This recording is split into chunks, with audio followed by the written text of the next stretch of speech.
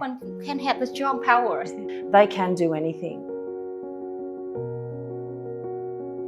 The right future and can become a leader in the sector, for example, like science or math or STEM. Is to stretch the belief of our girls and before you even head down the path of goal setting or planning their futures, because they can do anything and they need to stretch their own belief too, and then that can set them on that path for success.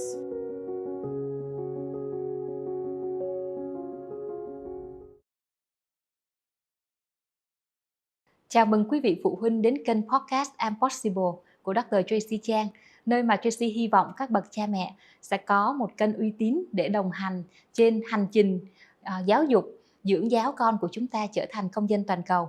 Chúng ta, các bậc cha mẹ, sẽ không mong áp lực con mình trở thành những người siêu phàm mà không phải là chính con. Nhưng chúng ta cùng nhau tìm ra trong những điều bình thường nhất, những điều giản dị nhất của con sẽ chứa đựng những điều phi thường và giúp con thành công trong tương lai. Và mình là Dr. Tracy Trang, đồng hành cùng với cha mẹ trong chương trình này. Các bạn biết không, hôm nay chúng ta có một khách mời quốc tế vô cùng đặc biệt, đó là cô Jo Matherson. Cô Jo Matherson là một trong những nữ lãnh đạo của trường nữ sinh hàng đầu bang Queensland, nước Úc. Nơi đây là lò đào tạo ra những nữ sinh xuất sắc nhất trong nhiều cương vị lãnh đạo và nhiều ngành khác nhau. So hi Jo, it's so nice to meet you today. Oh, Tracy, it's lovely to be here. Yeah. So I'm the principal of Moreton Bay College in Brisbane, Manly West in Brisbane.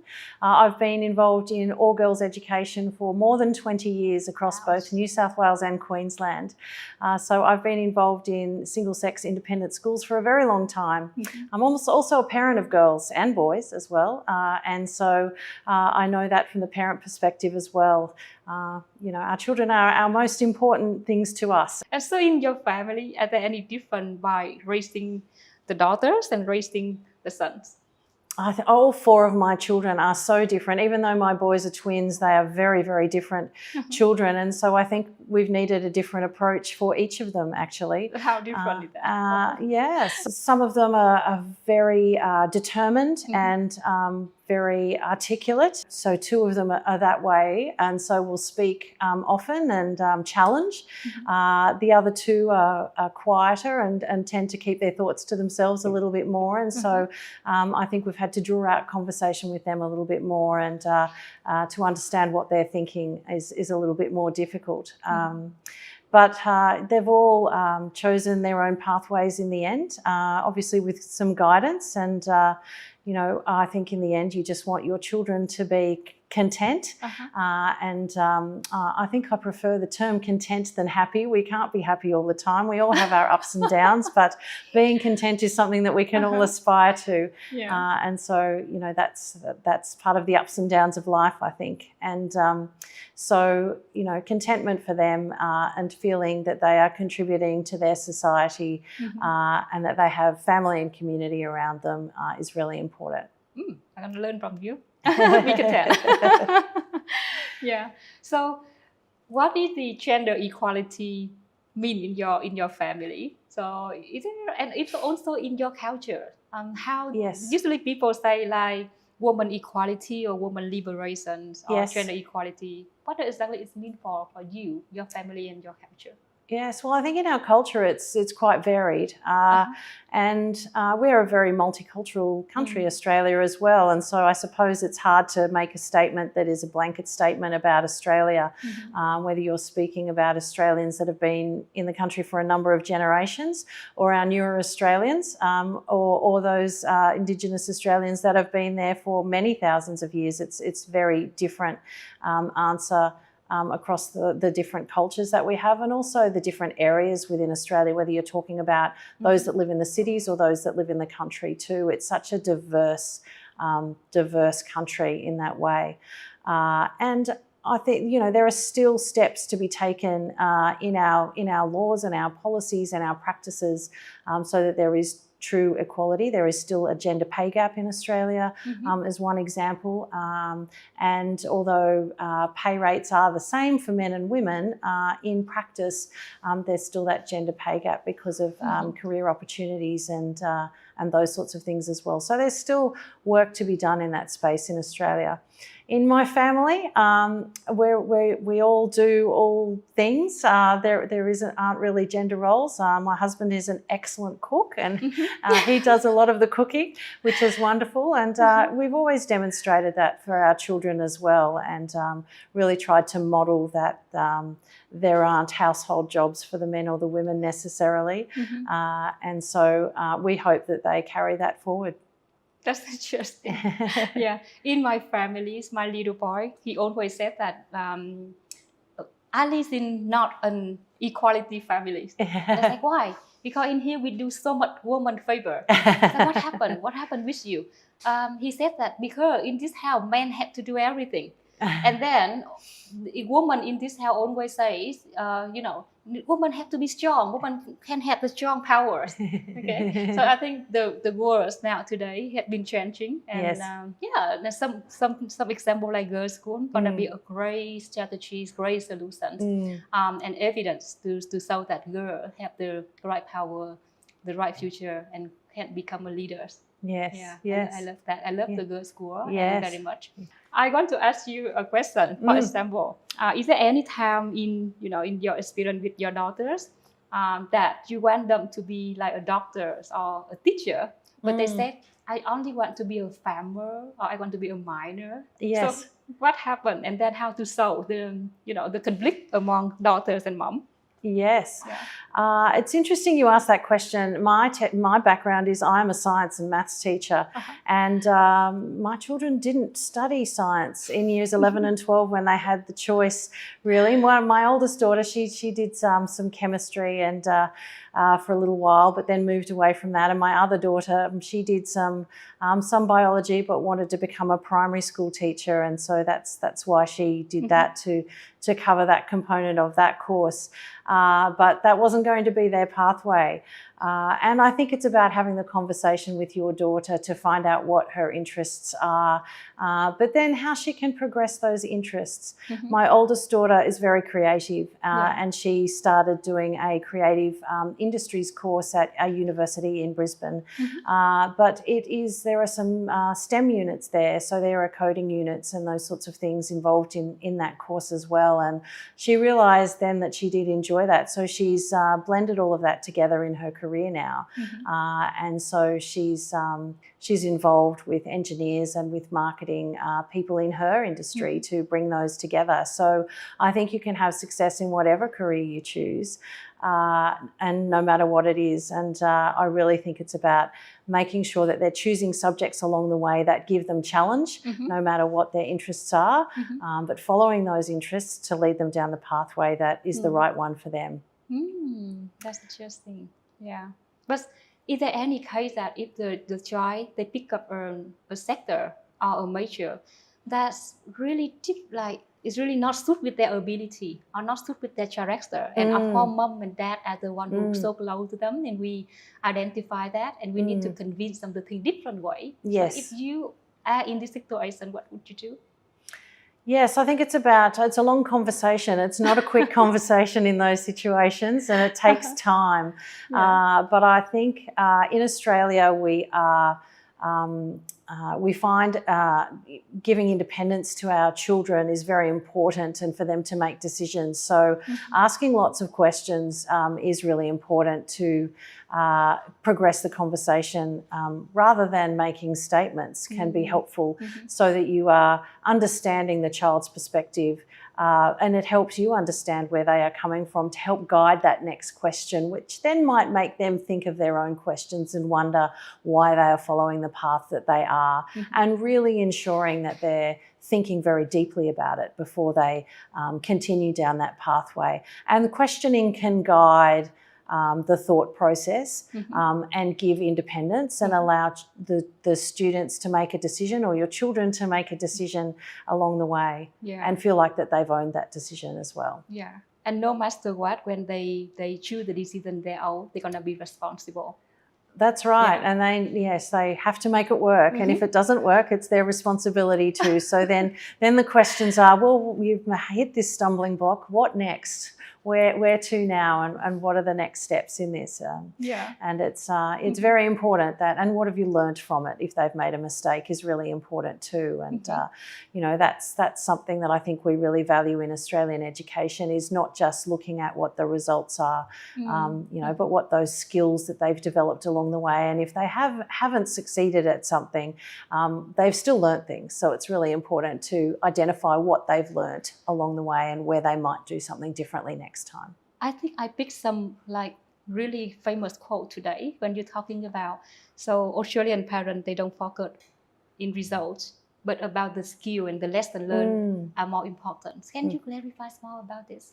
So I suppose what we try and do with our students is to ask them those questions to make sure that they understand the situation and why they might be in that situation. So if they have made a mistake, or they hit a stumbling block, or they haven't received a result that they might have expected or we had hoped for, looking back at leading up to that situation and determining where they might do things differently, and them making that decision about what's next. So it's giving them the agency to decide how they might do that differently next time. Or if you're not yet at the point of receiving an academic outcome, planning then how they're going to get to where they get to. But them making the decision and doing the actions is really important. I think I picked some very valuable lessons today. We different mindset actually, or we different mindset because we come from different cultures. Yes. So I make the mistake sometimes because most of the time I really worry my children make the mistake or my student make the mistake, and I think most of the Vietnamese parents act the same way. So, for example, we want our children listen to us, and sometimes because we tell them that your parent living longer than you, and we already make that mistake, so we don't want you to be in the same situation. So we try to cover them, we try to protect them, maybe not in the right way, but we forget that the young people, your young students, have the chance to make mistakes and learn from that and stand up from that. So we need to change our mindset after our discussion today. It's not easy as a parent not to tell your children what to do. It's a hard thing to do, and parenting is learning too, isn't it? We make mistakes as parents as well, and we need to learn from that as well, and do things differently next time. You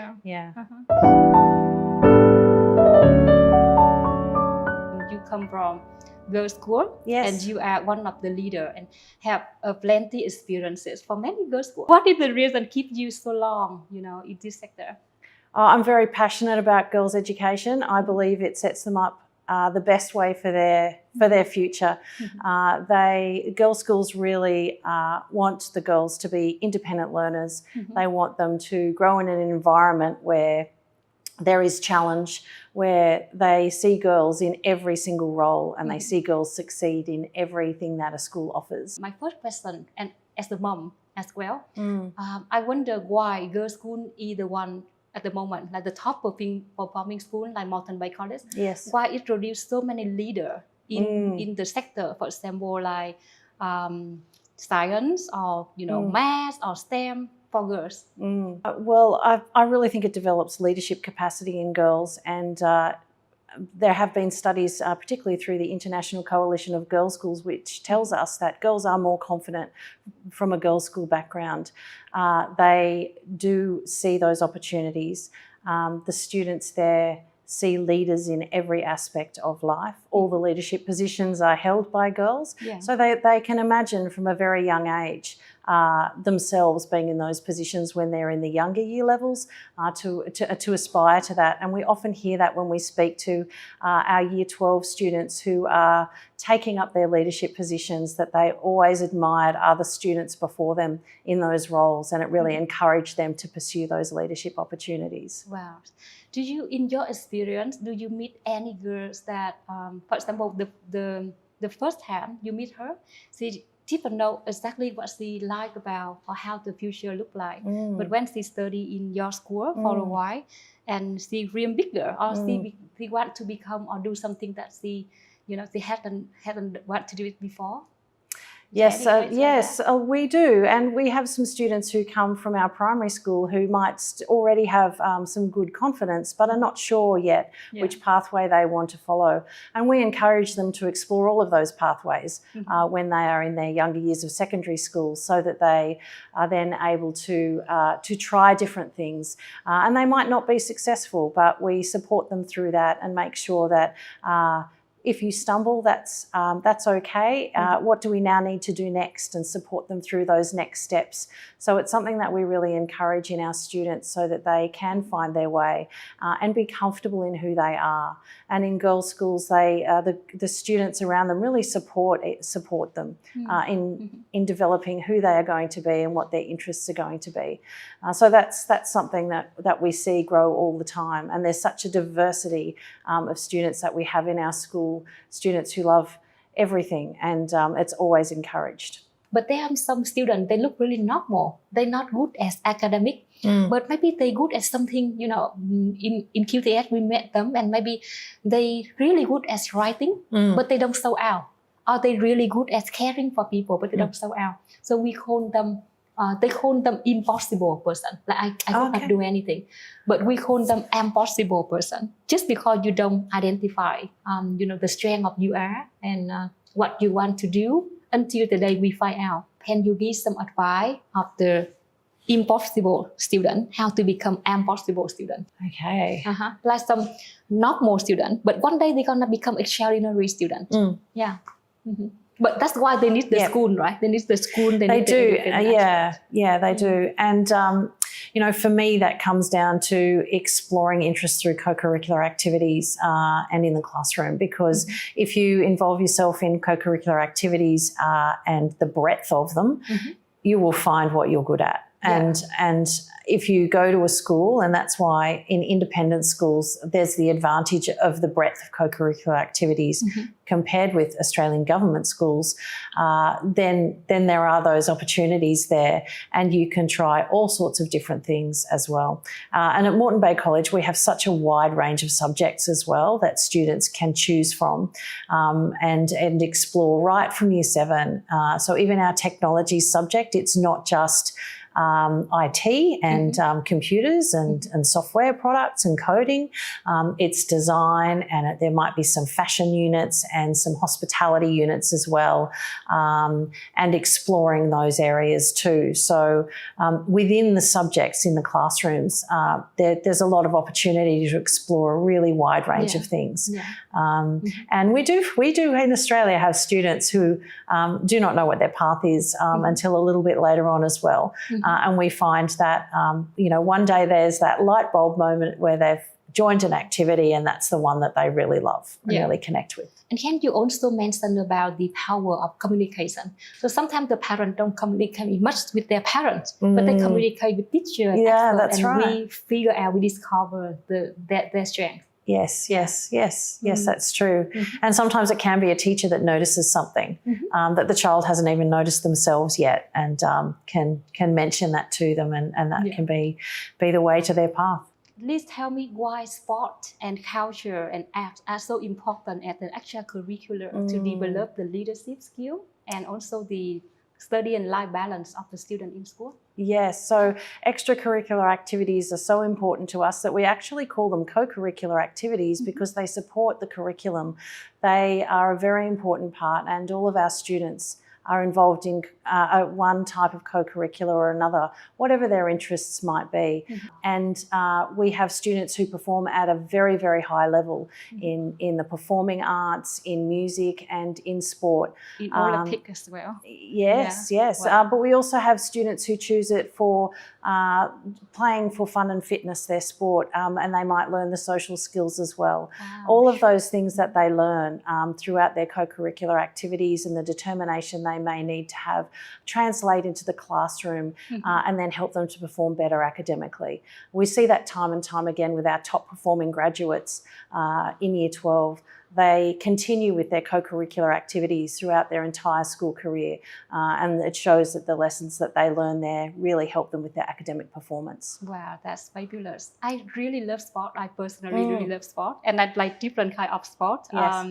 Although my mom, when I was little girl, my mom always say like, the girls should not be acting like that, and sport always for boys. Oh. But now you tell me, the benefit of sport, and I understand why. The Western parents encourage their daughters and their son and children like a lot of sport.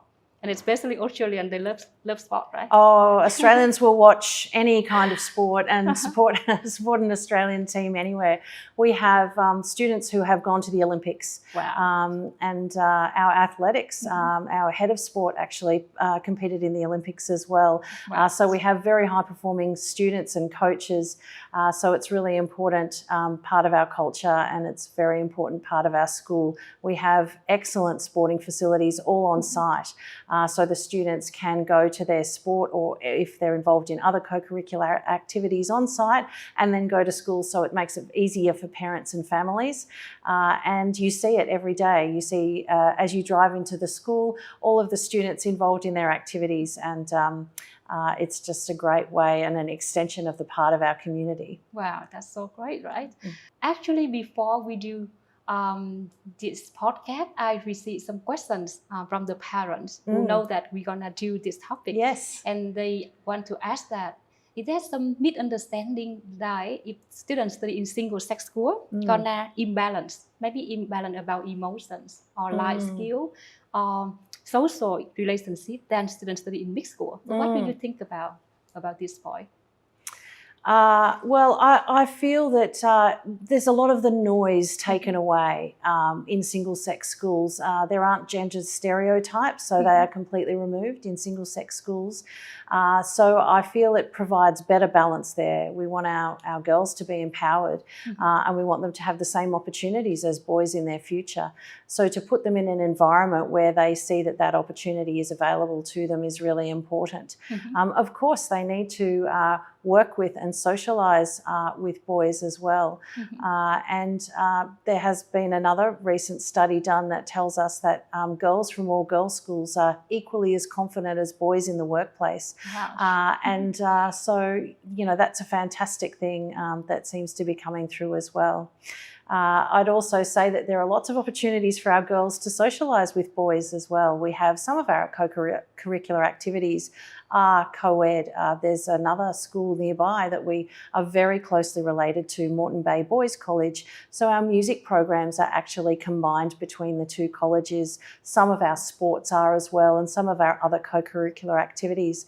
So they have single-sex classes in the classroom, and then they have that co-curricular and social time, and there are other social activities as well with the Boys College.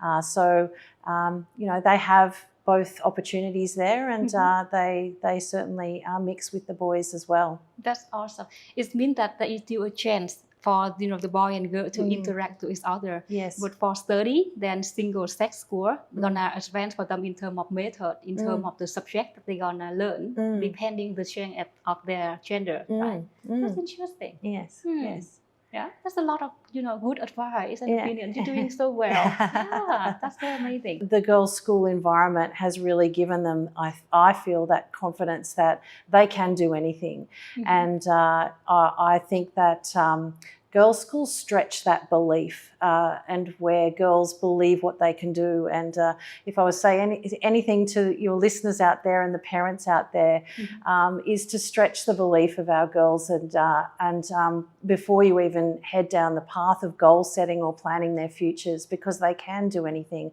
and they need to stretch their own belief too, and then that can set them on that path for success. Wow, that's amazing. So both of your daughters come from girls' school? Yes, yes, yes, they did. They were in girls' schools for most of their schooling, all girls' schooling right through, in 2 different girls' schools as well, and then they attended university from there. Both in Brisbane, so one attended, they attended different universities in Brisbane, and then have headed off on their career paths from there. Is most of girls' school in Australia more expensive than a normal school? I mean in terms of the investment from the parents. Yes. So Why we do that? have government schools in Australia, and we have independent schools as well. And the independent or private schools are more expensive, and they provide more opportunities, and they also provide those extracurricular activities that you spoke of before as part of their programs. And the independent school sector is really one where it's about holistic education. So ensuring that the students have really solid wellbeing programs. They have many of them. Moreton Bay College, for example, is affiliated with the Uniting Church. So although our students don't need to be of a particular religious denomination, there is strong values education around that. So we're really interested in developing good character students who know who they are, who want to contribute to their societies and be part of their societies, and building the culture around that is really important. And independent schools have that culture with them too. And I would also say that there is a strong network of past students from independent schools once graduates enter the workforce there, and that's a great networking opportunity. And in Australia in particular, that is used very, very widely across the independent sector. Yeah. It's very good for when you mentioned about the value of the school, because I met with one of the students from your school who almost graduated his high school right now, and he is setting the career goals and university selection really high. So he wants to be an engineer, and he wants to go into the top university in Australia, and also he's looking for other continent as well. So he said to me that when he studied in Vietnam in international school, so usually international school here are the most advanced schools because of their facilities, and also they provide much of resources than other normal school. But the student said to me that even when he studied in the best international school here, they measure the student by the academic performance, like how much rate you score and how much rate you score for each subjects. And it's kind of the main reason for them to measure the student. But when he come to study in your school, not only the value of the academic performance, but the students and the teacher and also all the education knowledge, they value students because of the caring, leadership skill, and many more values. So can you tell us more about, kind of define and measure the student success in your school? Well, academics is important to us too in Australia, but we believe that you don't just get there by hard study. It is about ensuring that you feel well, and if you feel well, both physically and mentally, then you learn better and you become more engaged. We really feel that if you have a sense of belonging to your community, then you want to give back to that community, and then you become more invested in your success and the success of others. So the students lift each other up around them. We have a pastoral care system where we have students from year 7 to year 12 meeting each morning, and so that meeting group follows through with the students from year to year, so that they get to know students in other year levels as well. So it really builds that sense of community. Our house system, where students from 7 to 12 are in groups that we call houses, they have competitions amongst the houses as well, and it's a hotly contested competition, so they really work very hard to win the house cup. So that's in sport, in music, in debating, and all sorts of different activities that they do. So they build that community, and they see how you can build that community through our school, and so then they know what that sense of belonging feels like, and then that helps them to move into society and build those cultures around the people that they work with and the people that they live with. That sounds wonderful. Now I want to ask a very tricky question because you are so expert today, and it's not easy to meet an expert person like this. So what I know is until now, all that I heard from you, I understand the reason for opening a girls' school in Australia, in developed country, is to do the empowering woman. So give the trend for leadership, give the trend for independent selection for the future and the success. So it's quite different with the girls' school in our countries and in Asia before in the history, because usually in Vietnam we has been really high affected by Confucianism principle and theory. So in there, the girls had been taught to be like do good thing in her house and be a good wife, be the good daughter, and do something that's suitable for the genders. But seems different for the girls' school in Western countries.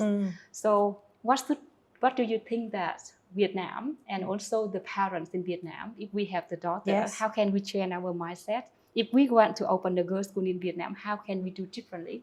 Oh, that's an interesting question, because in Australia as well, some girls' schools used to be like that as well. And so girls' schools have had to evolve in Australia, and so they were not heading down an academic pathway in the past, but that's not the case anymore.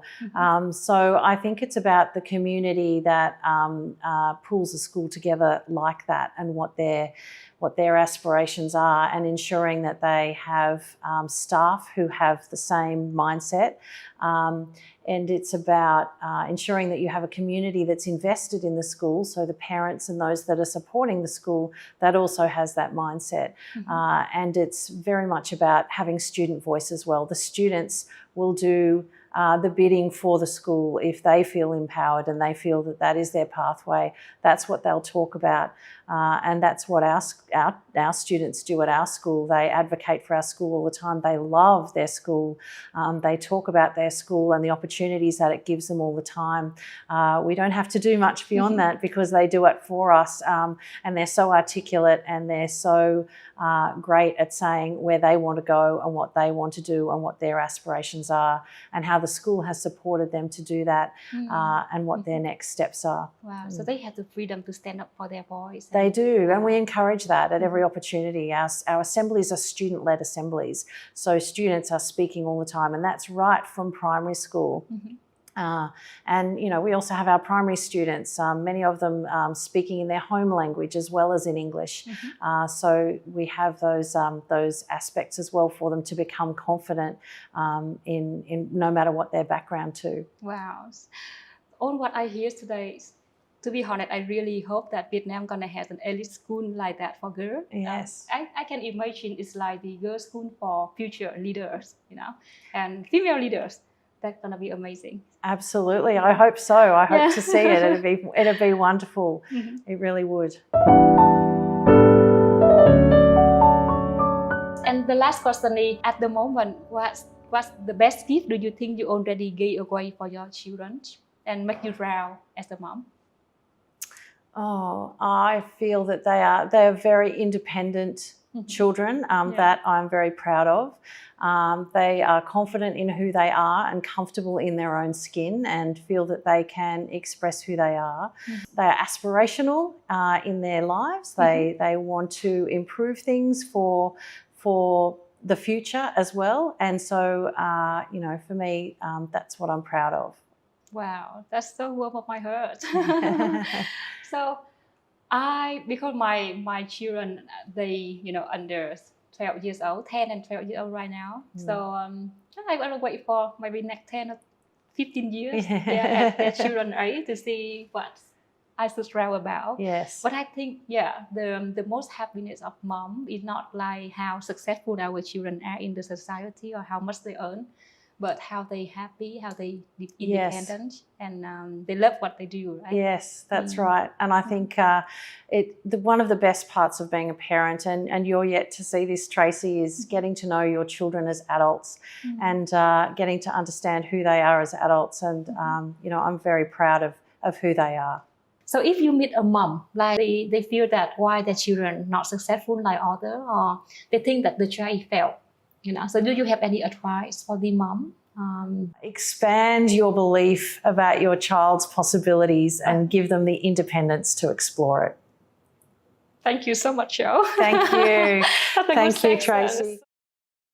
Quý vị phụ huynh biết không, Tracy nghĩ rằng là hôm nay chúng ta đã cùng nhau học được một điều vô cùng giá trị. cho con gái của chúng ta và hành trình nuôi dưỡng các cô con gái để trở thành những người thành công trong tương lai.